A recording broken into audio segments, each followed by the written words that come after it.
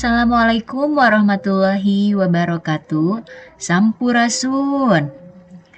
Wilujeng tepang deui sareng ibu dina pangajaran carita pondok. Pangajaran ieu didugikeun kanggo siswa SMA atanapi SMK kelas 11. Sateu acan kana materi nepangkeun simkuring Anik Zianul Jannah ngaulang di SMK Hiji Kota Sukabumi. Tujuan pembelajaran anu bade dihontal dina ieu pangajaran nyaeta siswa bisa ngaidentifikasi eusi carita pondok. Anu kadua, siswa bisa nganalisis eusi carita pondok. Anu katilu, siswa bisa nyusun hasil analisis struktur carita pondok. Sateu acana aya nu terang naon ari carita pondok? Carita pondok nyaeta sok disingkat jadi carpon.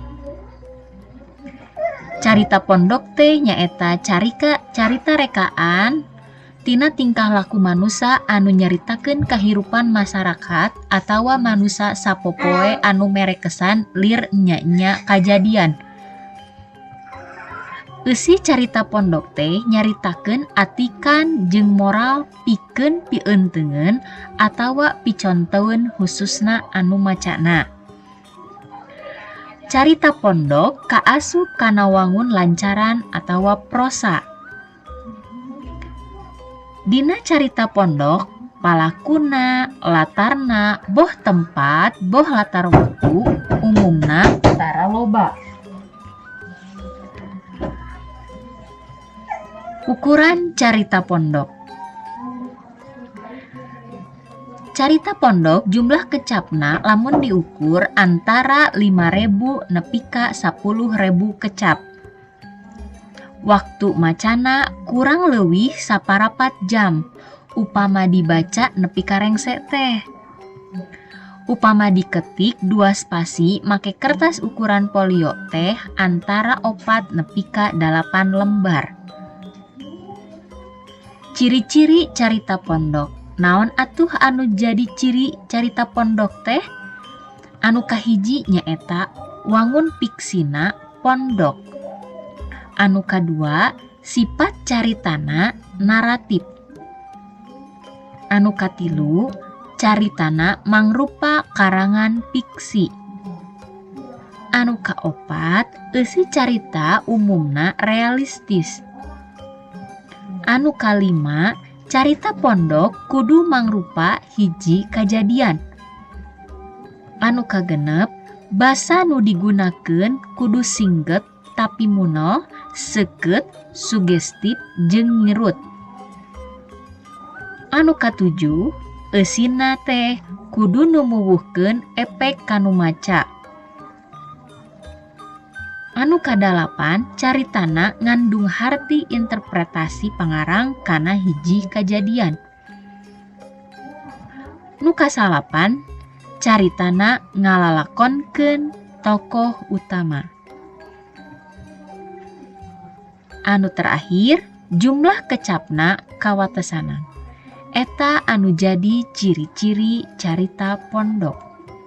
Ayeuna naon anu ngabedakeun antara carita pondok jeung dongeng? Carita pondok mah kajadian palaku, tempat, jeung mangsa anu dicaritakeunana saluyu jeung kahirupan sapopoe. Sedengkeun dongeng kajadian palaku, tempat, jeung mangsa anu dicaritakeunana pamohalan. Jadi tiasa digurat handapan anu jadi ciri carita pondok caritana saluyu jeung kahirupan sapopoe, sedengkeun dongeng mah caritana pamohalan. Kamekaran carita pondok. Carita pondok mimiti sumebarna dina sastra Sunda basa aya carpon anu dimuat dina majalah Parahyangan tahun 1820. Dina tahun 1830 medal buku kumpulan carpon munggaran nu judulna Dogdog Pangrewong karya GS. Nah, pikeun nganalisis unsur-unsur carpon, kudu apal heula naon wae ari unsur carpon teh. Nu kahiji nyaeta tema. Naon ari tema? Tema nyaeta inti pikiran nu aya dina carita.